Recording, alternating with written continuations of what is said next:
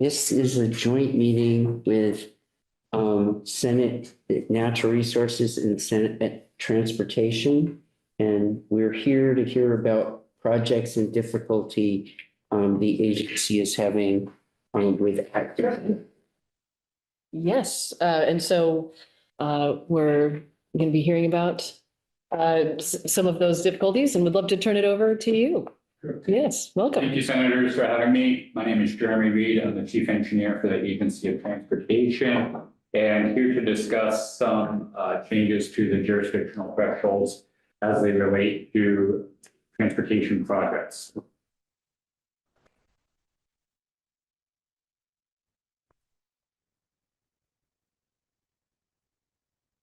Okay. So here's some recent projects, and the picture on the left, many of you know, is the Brattleboro Design Bid project. And in that project, we did not need a Act 50 permit. A jurisdictional opinion was issued and basically ruled that replacement of the two bridges did not constitute a significant change. And then two other notable projects, further to the right is the Divergent Diamond, and then and that does have an Act 250 permit, and then the Middleware Tunnel, which does not have an Act 250 permit. And I guess what I'm trying to illustrate here is that all of these projects have significant impacts, but certainly some differences of opinion of whether or not they need Act 250 permits How currently. long was the Middlebury Tunnel? I couldn't tell you off the top of my head. Like 500 feet? Yeah. It's pretty long. Yeah, we went there. Well, that's. Can I ask a question about that? So I'm really surprised that that didn't have an active 50 permit because the, it moved a lot of rock and around and. Yeah, I mean, at the end of the day, it was just a small town highway bridge project that was then expanded to sort of a greenscape type project, right?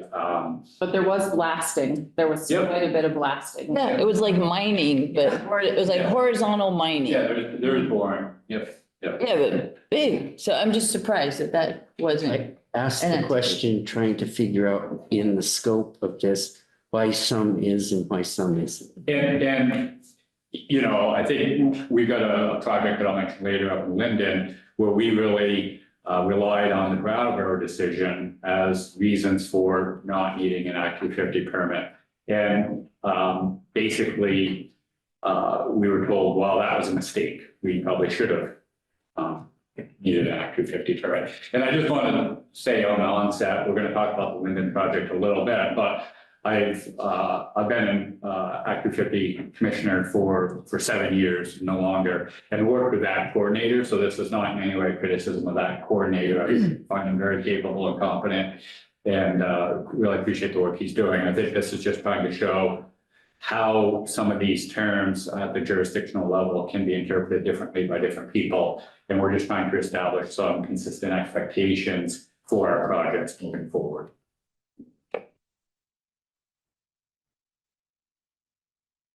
So with that, a little bit of history here. Obviously, the interstate started before Act 250 came into existence. And long story short, it was essentially deemed immune from those criteria through its completion in 1982.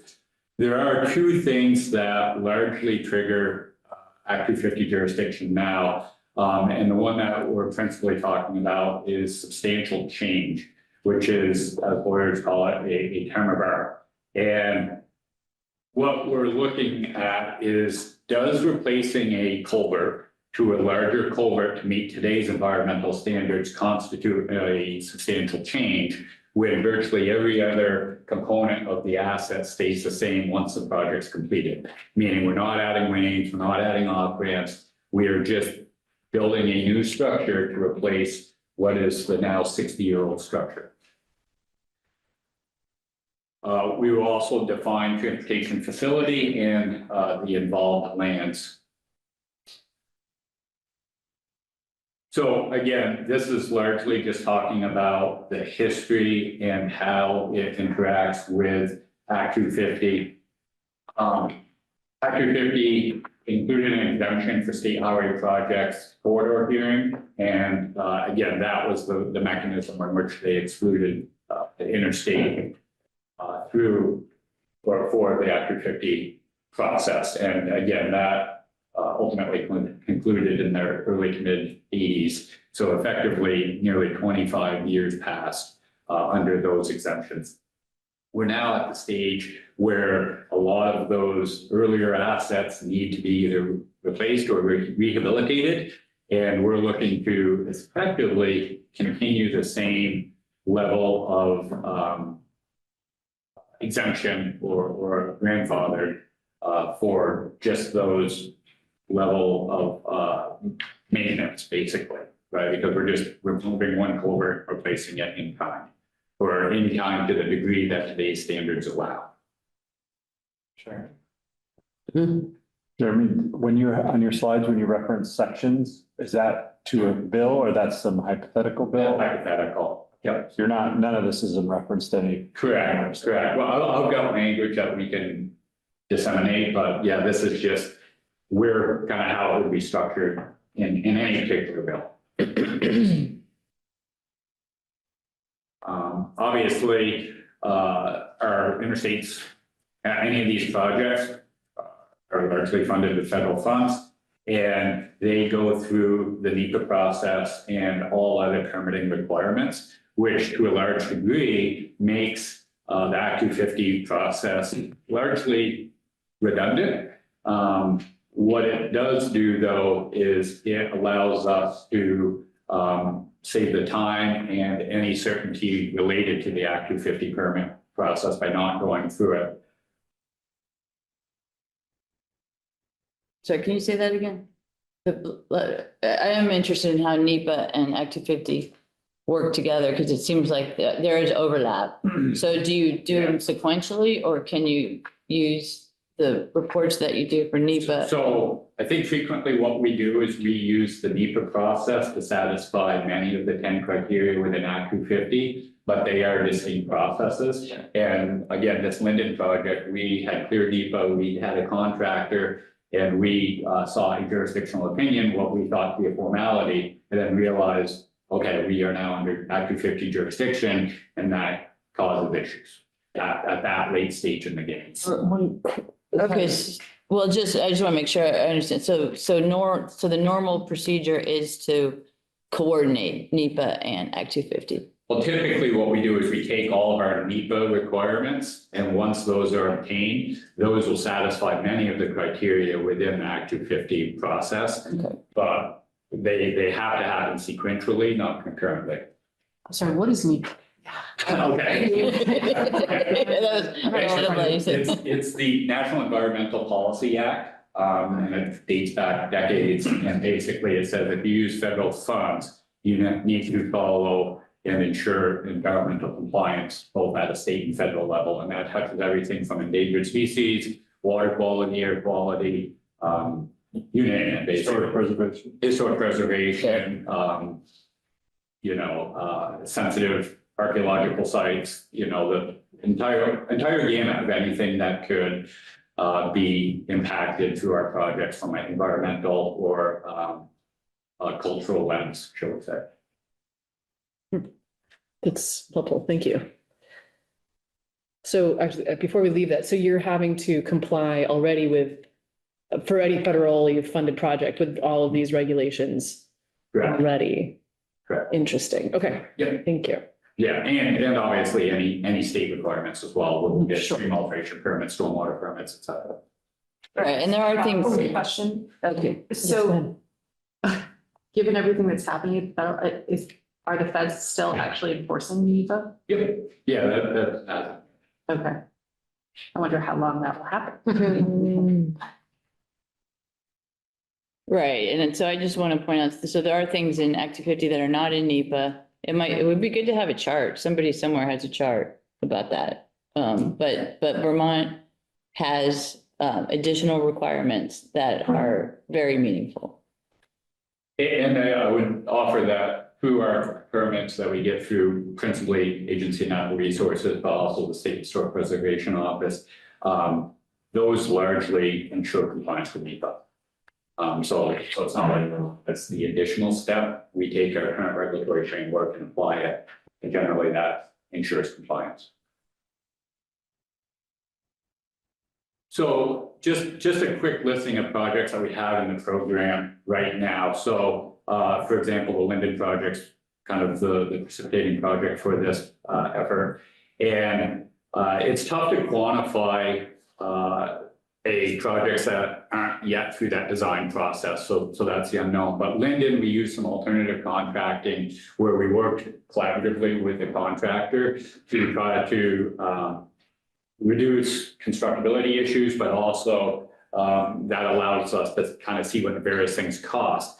And if Linden and it was deemed to be jurisdictional, and if the staging area, because it was contiguous to the project site, was deemed to be an involved land, the property owner basically said, we're not going to let you use the staging area because we don't want our property encumbered in perpetuity. So the contractor put a price tag of about $2 million to lose that staging area. In addition to these 4 projects that are in the program, we certainly anticipate over the next year, 7 to 10 years that there'll be a handful of other projects that come to light that aren't currently identified that would probably trigger Act 50 jurisdiction under the thresholds established with the Linden project. So let me back up. So the staging area where you might have been holding equipment and materials to do the project, because you have a staging area, it has to go through Act 250, and so that will track with the property forever. Correct. Yes, once lands are deemed involved under a permitted project, they are ineffective under Act 250 jurisdiction in perpetuity. So, And the place that you were gonna have a staging area for this was not on state land. It was a private landowner, so they said no. if their land was to be jurisdictional, that is correct. Okay. Now, I will say, we have since refined the scope of this project, so this is no longer a problem. We've migrated to a rehabilitation instead of replacement. But this is the most recent example we have. And largely, we've chosen rehabilitation because of some of the costs associated with the project, and not strictly Act 250, but other costs as well. So again, these were just a snapshot in time. So this is not an issue anymore. This is not an issue anymore. Okay. We do believe some of these other projects will absolutely be an issue. And certainly, the Senate Transportation Committee served, but we've got dozens, if not hundreds of deteriorating deep culverts. And ultimately, to access those deep culverts require a significant amount of earthwork, a significant amount of staging area. And so we do expect those to trigger Act 250 under the current sort of thresholds and limits. Just something I think it's about Act 250. It's very rare to have a project, a property not have jurisdiction anymore, but that has happened. We had one in my district. So it's very rare, but a property can go out of Act 250 jurisdiction if there are certain circumstances. And I guess I would also add that, given the volume of material we have to remove for this isn't necessarily in staging areas. It could be waste sites, where we are depositing excess material and things like that. And I think, one of the things I want to stress is it's a land use permit under the Land Use Review Board, and the land use is in no way changing, and to a large extent, we're restoring the site to its pre-existing condition. Yes, When you mentioned deep culverts, I don't know if you're familiar with this project, but it was after the 2023 floods on Route 116. Yeah. It was a massive culvert. Yeah, did that require Act 250? No. Okay, because that's a deep, huge culvert. Yeah, that actually wasn't that deep when we Oh, it's- look at it through. Deep. Yeah, no, well, it is to, you know, and I guess I'm saying that just in context of some of these interstate projects that are like 50, 60 feet deep. Okay, Whereas I think Dow Pond was 20 something. okay, So as massive as that may have felt and seemed, yeah, we're talking things 2 or 3 times deeper on the interstate. okay. But that's an example of a major Yes. culvert replacement that did not trigger it, and that was in wetland areas. Yep. Yeah. But we did have to go through all those other environmental reviews. Yes, exactly, Yep. yeah. Yes, Just go for ahead. what it's worth, I don't know how it's in, I would want it to fit in with Act 50, but most culverts, given what's happening today, are too small. And the same is true of bridges, and so we want to ensure one way or the other that. And we also know that they're used as wildlife corridors. And so we want to, as the replacements are taking place, make sure that we are making them significantly wider so that there's room on both sides of the river in normal times for animals to cross, to use it to, as a transportation corridor. And I know you're, I'm sure, I have no doubt you're aware of that and keeping that in mind, but it's just something that there's an opportunity every time we replace a culvert or a bridge to make it much more friendly to wildlife. And that's one of the crux of the issue is that by expanding the either waterway opening or create, you know, connectivity, by expanding that span, we trigger Act 250, right? It's the footprint, it's bigger. Now it's a footprint on previously disturbed areas, and once it's finished, it will look largely the same to the user, but it does require a lot of temporary work. Well, and we're under orders, particularly within the Champlain Valley for the cleanup of the lake, and a huge piece of changing these culverts is all related to the cleanup of the lake. Yeah. Is Is Go that ahead. FEMA, are these FEMA standard, size culverts that you're putting in, do they direct it or? So under the federal aid system, all of this falls under federal highway, so we have no interaction with FEMA. My guess is the design standards that we've adopted as the agency and the manner in which we collaborate with the Agency of Natural Resources, these would exceed FEMA standards because not only do we look at hydraulic capacity, but we look at aquatic organism passage, some other terrestrial passage, and we even then go to what level of redundancy beyond those hydraulic standards. So my guess is that anything we install would exceed FEMA standards, but we don't look to them for any review or consultation. I'm thinking from an MGRP, from my municipal level. Yeah. Yeah, this would certainly exceed those standards. So basically, how are we trying to achieve this objective? So again, modify the jurisdictional threshold calculation to net out previously disturbed land. So if we look at kind of a trapezoid of the interstate, we would take that fill slope that was built 30, 40 years ago and not include that as current disturbance because it was previously disturbed. So any calculation would only look at earth disturbance that was not previously disturbed by the building of the interstate or the transportation asset at large. Anything beyond those limits would go into the 10-acre calculation. We would add a definition to a transportation facility, just again, so that that's crystal clear as far as what assets we are talking about.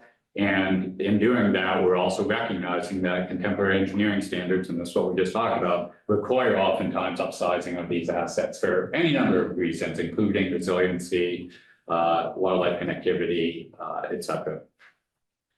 Also recognizing that anything we use federal funds for falls under NEPA, state permitting, and you know, oftentimes those are much more strenuous than Act 250 for the applicable criteria. This just gives us an idea of the process we go through to ensure environmental compliance. So we identify resources and avoid alternatives. And again, that's everything from wetlands to archaeological sensitive sites. We do project scoping and again, largely try to minimize those impacts to the degree possible. Once we get our state and or federal permits, we can get a positive finding under NEPA.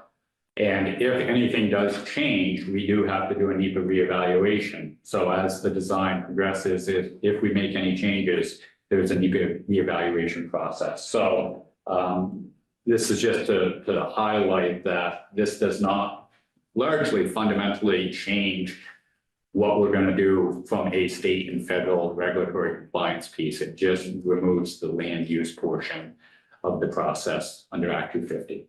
So just let me, and I've got two questions in this. First, in the timing of this. So you can't do NEPA at the same time you're doing Act 250. So is there some estimate on a project like some of these projects, what extra time that would add to this?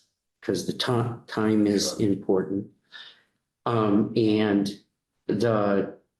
if we're duplicating between the permits, what's the extra cost for that duplication? So there's probably not a lot of extra costs related to the duplication of efforts, because typically we can take the existing permit that we already received and use that to demonstrate compliance within Act 250. So there's not that. The time component is the big thing. And the problem that we have is it's entirely uncertain, right? So most of these would probably be considered major permits, which then you've got to have a hearing, opens up the door for public comment. And we don't know the outcomes of that. But if we just say, you know, essentially we would be ready to go to construction before we start the Act 250 process, which isn't terribly far off. It's probably a little aggressive, but not terribly. You know, to go through the Act 250 process could take 6-8 months, which effectively means a construction season. So again, making some broad assumptions here, if we say that there's 3% year-over-year cost escalation, just the time of the process could potentially cost 3% to the project. Now, if we lose, you know, staging areas and other lands, or there's other criteria imposed on us, then obviously that's going to add significantly more cost. Can I ask a question? I guess, do you have it sounds like the projects that you're talking about, either Act 250 wasn't triggered or it didn't become an issue like the Linden project. And that a lot of the concern is about what might happen. Do you have examples of projects that did happen that where Act 250 was a problem? Because you know, it seems like it's somewhat speculative, and I don't want to make policy based on speculation. Sure. So here's a project that we just concluded that did require an Act 250 permit. And essentially this is just the replacement of a bridge over the interstate at exit 17. There was some reconfiguration of the intersections of the off ramps, and then the slight addition to the exit 7, or excuse me, Route 7 and Route 2 intersection, otherwise known as Chimney Corners. So what we are proposing is you would see that Where is this specifically? exit 17 on I-89. Yeah, just Okay, that's what Colchester. Yeah, Okay, it's the one we just barely finished. okay. And so this is to the far right-hand side, the reconfiguration of Chimney Corners. That's the intersection of Route 2 and Route 7. And then as the bridge goes over the interstate, goes to the left side of the screen, that goes to the islands, just to help orient ourselves. Great, okay. So essentially what we're talking about is all of the green area was previously disturbed area when the interstate was previously built. The purple or reddish shading was newly disturbed areas. And so what this language proposes is that when we looked at Act 250, instead of including all of the disturbed area, we would net out previously disturbed area and that would fall below the 10-acre threshold. Okay, Now, I think to your point, what did this cost? yeah, And that's difficult to quantify because we don't know how the contractor can price this, right? They don't open up their books to us. We could make some educated guesses on what the time cost. But because the contractor didn't open up their books because of the contracting method, we don't know specifically what some of these things ended up costing us. And that's why I'm using the Linden example, because with that contracting methodology, we collaboratively worked on what that project cost. And they were able to, definitively say, look, if we lose this staging area, this is what it'll cost. And they broke that down to us as far as time for trucking and moving materials and all of that. So yes, some of this is somewhat speculative. That being said, we do have some concrete examples with the Linden project. okay, that's just one project, so. This is helpful to see the map and see what you're proposing in terms of what, now I understand better what your proposal is in terms of how you calculate disturbed land. I'm just wondering, and I'm totally open to making Sure. changes, don't get me wrong, but, I'm just curious, it doesn't, since we don't have actual data to say that this has been a negative impact. And, or if we do, I haven't seen it. Yeah, and it's difficult to definitively calculate what does a 6-month delay to a project cost. Right, as I said, we can say if you lose a construction year over year, let's just say that's 3%. But is it always a 6-month delay? Aren't you simultaneously doing a bunch of things? Generally speaking, we need to get our other permits before we can go to Act 250 because we rely on those other permits to demonstrate compliance with those criteria. Got it, okay. So it definitely adds time to the process. Is there some overlap? Is there always a specific 5 months, 6 months, 1 year delay? No, it's entirely case dependent. And if it's a 3-month delay between November and January, it's largely inconsequential. If it's a 3-month delay from May to June, Yeah. it is consequential. Yeah. Okay, it might be helpful for me because this is new to me. I'm not on transportation. Sure. Understand like your project timelines and how this would have been for this project, how it would have been impacted. Sure. I would just say we have limited crews to do work and we have a very short construction season. Yeah, oh, absolutely, absolutely. I would, the thing that I find striking is why can't we do permits simultaneously? So typically, the way Act 250 works is you rely on your A&R, your federal permits to demonstrate compliance with the 10 criteria with Act 250.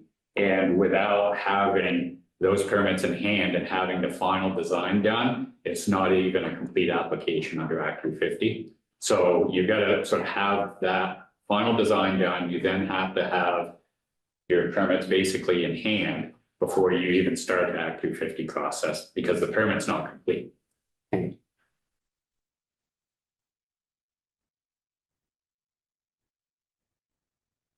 So these are examples of projects that would still require an Act 250 permit. So if we're fundamentally changing the use, it's new interstate ramps, those are probably unlikely, but any major realignment or corridor projects where we're adding climbing lanes or additional turning lanes, those would still trigger Act 250. Examples of those projects would be the Champlain Parkway, the 4 or 5 segments of Route 7 Pittsburgh-Brandon, and the 3 or 4 projects associated with the Route 2 Cabot-Danville project. So this isn't total carte blanche. If we are making fundamental changes to the asset, we would still fall under Act 250 jurisdiction.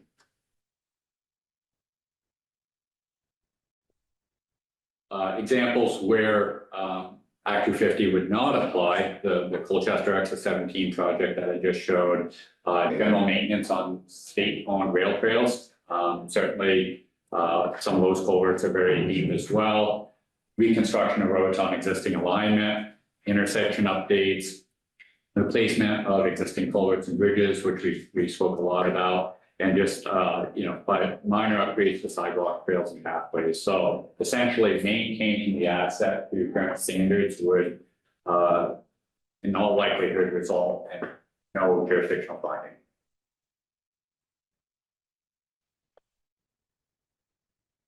In the exit 17 project.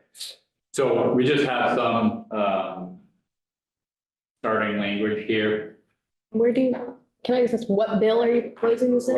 We don't have a bill in mind at this point. I think we're talking about how to Oh, okay. incorporate this into a bill, and that's where we don't have specific, addendums to a bill. We just got some generic language that can be inserted. Okay, but can I ask, why do you, I guess maybe I'm just thinking obviously, but doesn't this make sense in the T bill, and why not start it in the House's T bill that you presented? I guess that would be, we could have that discussion. I don't know that the House has, No, but why didn't AOT propose it in the T bill? I guess is my question. yeah, I don't know the answer for that. Oh, I think okay. we were looking at this for multiple, approaches, and, we thought of maybe a standalone bill, we thought about doing the T bill. If there's another, bill coming out of Senate Natural Resources, maybe that'd be the appropriate spot. okay. I don't think we have a preference on the vehicle, it's just a matter of here's the language. Okay, thank you. So quickly to run through, what we're talking about here, and this is really the crux of the language. Land that was previously disturbed as a result of the construction of a transportation facility will be excluded from computing the amount of land involved, provided that the project is subject to this exclusion if the transportation project and it's funded whole or in part by federal aid. Again, the exclusion will not apply to new additional points of access or exit the interstate. So again, we're saying we recognize that's different. As used in this subdivision, previously disturbed means the land that has been changed by previous installation of transportation facilities, including roads, railroads, runways, taxis, airport aprons, trails, sidewalk, ditching, drainage features, ledge removal, utility or clear zones, and other features associated with a facility.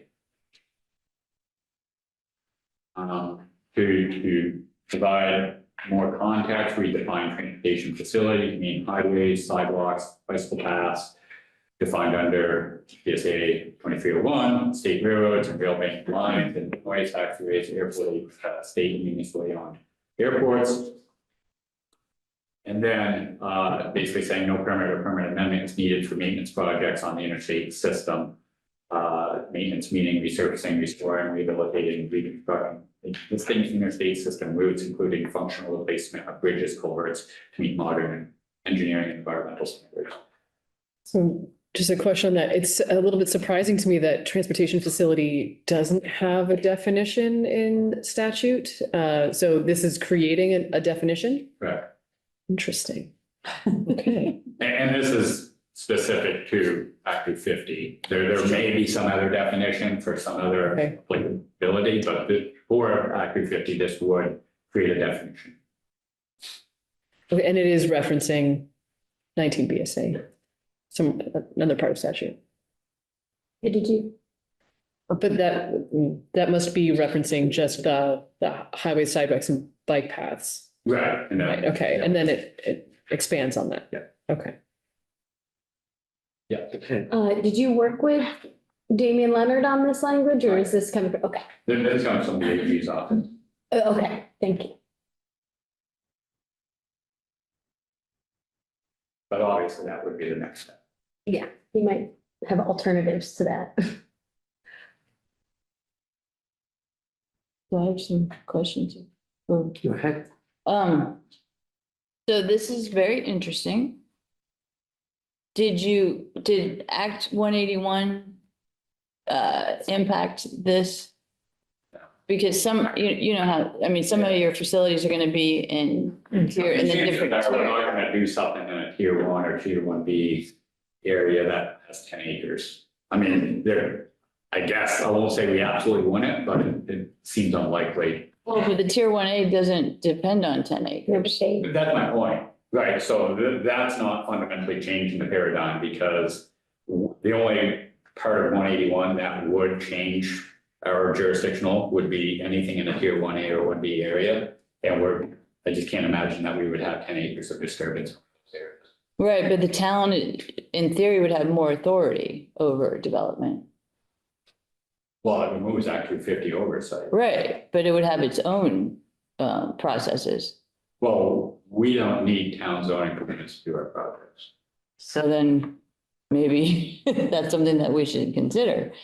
So it would be helpful to know how much of your facilities are in what would be in 1A. I don't know if you can figure that out. You probably could. Yeah, I Versus- don't think they're all defined yet, but once they are, Right. right, we can probably find out that. My guess is it's not a lot because a lot of those areas in town, in 1A areas are probably class 1 town highways. Well, there's like Route 5, Route 9. I mean, Right, those could Yeah, like be, 1B. like in Brattleboro, that's a class 1 town highway. yeah. The whole way it's a class, Wow. I thought only in part of. Yeah, where there's boundaries, right, and I don't know where that aligns with the tier 1A boundary. But if we look at the 3,300 miles of state highway system, there's probably not a lot within a tier 1A or 1B area. Probably mostly to tier 2. There's certainly some tier 2 I think most- and I yeah. think the tier 3s are sort of along the boundaries of the right of way. So yeah, I think you're absolutely right, it's mostly tier 2. Yeah, but I think it's worth knowing, and I think it's the tier 1As are the areas where most people live, or, you know, a general amount of people live, right, a high amount. So they're pretty impactful. I mean, this is interesting, it's the first time I've heard of it, but we also need to think about how roads typically are next to rivers. I mean, that's how they were, that's how it was done, and reasonably so, because the rivers were the original transportation. Yeah, So this is a big deal, is what I'm getting Yeah. at, and so I would like more details on. yeah. I mean, so again, within tier 1A areas, I can't think of a project off the top of my head that would trigger Act 250 for us now because it's not a big enough project to disturb 10 acres. And that's tough to do in a 1A7. Related to your concerns about how we interact with rivers, I mean, we're still getting stream alteration permits. We're still getting construction and operational stormwater permits. This doesn't change that in any way, in any meaningful way. And so A&R is regulating that, Yes. right, and I'm aware of that. It's all connected, so it'll take some conversation, yeah. Yeah, can I just say, it sounds like you're kind of shopping the language around, trying to find the right home for it, if I'm understanding correctly. And I guess I would just say, if we do take this language up, or if Senate Natural Resources takes it up, that it would be nice to see it in its final form again, I guess, is my request. Like if we could do some kind of walk review. Well, I think we're gonna need to have some conversation Okay. as to what direction we want to go with this. Okay. And we have initially had the conversation knowing that you've expressed to me that you may do an Act Right. 250 bill, Right, right. you know, Yeah. so Exactly. that therein comes what vehicle Yes. would Yeah. it is. I'm good. Absolutely. You sure? Actually, yeah, because he just answered it. I was Okay. thinking about state aid highways. If, you know, the town municipality is responsible, but you still have oversight on the projects, right? Yeah. let me- So if we are doing, say, a class 1 paving project that we are doing, yes, we have full oversight. If a town just wants to go work on either class 1 or 2 or 3, then no, we don't have oversight. Now, we potentially would issue them a grant that would then still fall underneath and all of that. And obviously, if it was state funded or town funded, if there were any regulatory requirements within the agency and natural resources, those would still apply. So there's layers of oversight here. But ultimately, this does not change the regulatory framework as it relates to the agency and natural resources or any federal requirements under NEPA. So I was thinking of a project on Route 140 in Pullman. Between Pullman and Milltown where the road sloughed off into the river. Mhm. And the town ended up contracting to fix it.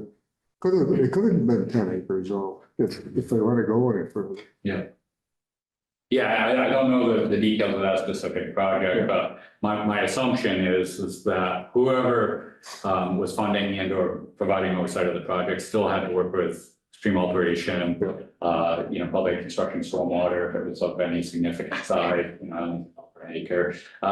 So there's still that regulatory framework that would govern. Okay, thanks. Go ahead, Andy. Thanks, Jeremy. This is a good presentation. I think the clearest presentation on this issue that I've seen. I think in all 8 years I've been on transportation, the secretaries come in every year and said there's a problem with NEPA. This is the first time you kind of provided a detailed language, so I think that's would be helpful in the discussion. I just want, all the examples you've given have been highways and the language also includes railroads and airports. And those often are in areas that are not obviously along roads. And so that, I would say railroad would include something like the Lemuel Valley Rail Trail that goes 93 miles across. And there are a lot of very deep, old culverts along that rail trail that don't meet any of our environmental standards now. And I'm not sure, I have no definite, but it does raise a concern for me that what do you do? And that's mostly in my area, mostly along the river. yeah, I mean, the railroads go through some really sensitive areas. In my district, they go through extensive wetlands, which is one of the reasons why the train is always canceled and they use a bus instead. But it is pretty sensitive land. And so having an exemption through that kind of land would be concerning. So I believe, and we could certainly have the folks from the rail team come in, that if it's an active rail line, it's got preemption anyway. Oh. Right. And again, if it goes to a wetlands, Dana still has jurisdiction otherwise. Right, so it either has preemption, or if it doesn't have preemption, we still have to follow the wetlands requirements or any other agency natural resources, lakes and ponds permits, things like that. We see a hand from Michelle too. Thank you, sir. For the record, Michelle Bodenhauer from our Agency of Transportation, to specifically address railroads. They do have federal preemption. However, we are required to get federal permits for those. So they're federal wetlands permits and that sort of thing that do apply, federal section 106 archaeological for those projects. Airports are already all jurisdictional, so no matter what happens on an airport at this point in time, they all fall under Act 250 jurisdiction. So while we put it in here, it is essentially covered in the current jurisdictional track. Okay.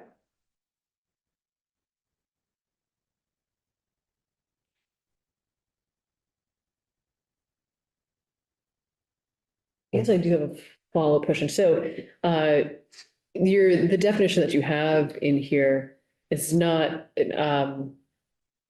for its own sake, it's because it's being used elsewhere, I assume somewhere in your language, particularly on the for the netting of land. Is that accurate? Is there anywhere else that having a definition of a transportation facility would be useful in terms of Act 250 definitions? Off my head, I don't think so.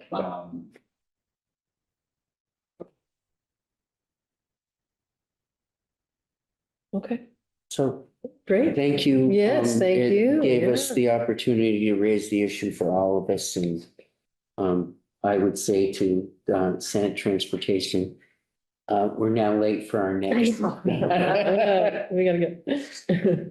Well, thank you so much. I've learned a lot actually from this presentation. Was not aware of some of these conflicts. So really appreciate you taking the time to at least get our committee educated. So thank you.